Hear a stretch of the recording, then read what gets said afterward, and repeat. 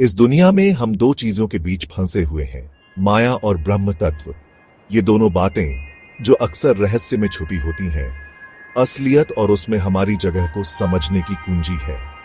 माया यानी भ्रम हमारी सोच को धुंधला कर देती है, जबकि ब्रह्म तत्व यानी परम सत्य उसके पीछे छुपा रहता है। इस वीडियो में हम इन दोनों चीजों को समझेंगे और देखेंगे कि ये हमारी जिंदगी में कितनी महत्वपूर्ण है।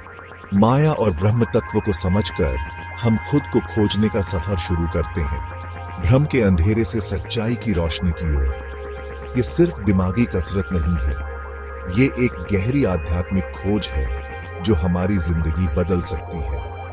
आखिर में हम ये समझना चाहते हैं कि कैसे माया को पहचानकर और ब्रह्म तत्व को अपनाकर हम ज्यादा शांति, संतोष और मुक्ति वाला जीवन जी सकते हैं।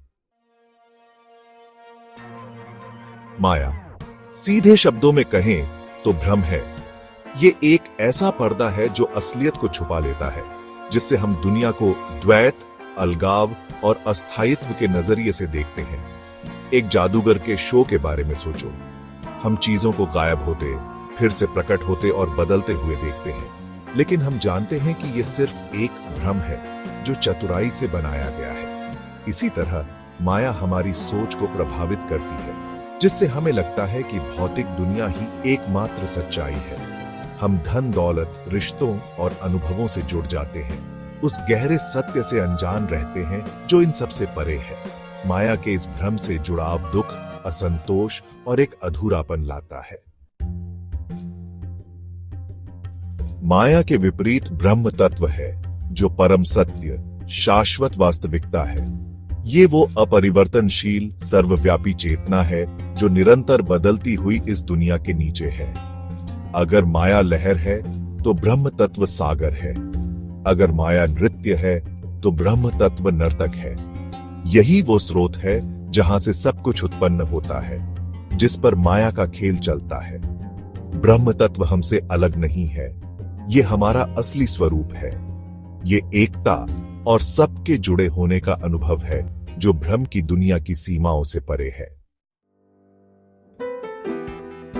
माया और ब्रह्म तत्व को समझना दुनिया को अस्वीकार करने या किसी इनकार की स्थिति में जीने के बारे में नहीं है। ये हमारे नजरिए को बदलने, अपने अनुभवों के भ्रम को पहचानने और अपने भीतर रहने वाले शाश्वत सत्य के साथ जुड़ने के बारे में है। इस यात्रा के लिए आत्मनिरीक्षण, आत्म जागरूकता और अपनी गहरी मान्यताओं पर सवाल उठाने की इच्छा की जरूरत होती है। ध्यान, माइंडफुलनेस और नैतिक जीवन के माध्यम से हम माया के पर्दे को भेद सकते हैं और ब्रह्म तत्व की शांति और आनंद का अनुभव कर सकते हैं। जैसे जैसे हम अपने असली स्वरूप के प्रति जागृत होते हैं, हम महसूस करते हैं कि मुक्ति कोई दूर का लक्ष्य नहीं, बल्कि वर्तमान वास्तविकता है। हम मोह, भय और अज्ञान के कारण होने वाले दुखों से मुक्त हो जाते हैं और उद्देश्य, आनंद और संतोष से भरा जीवन जीते हैं। भ्रम और वास्तविकता दोनों को स्वीकार करके हम आत्म खोज की एक परिवर्तनकारी यात्रा पर निकलते हैं, जो हमें हमारे असली स्वरूप की अंतिम प्राप्ति की ओर ले जाती है।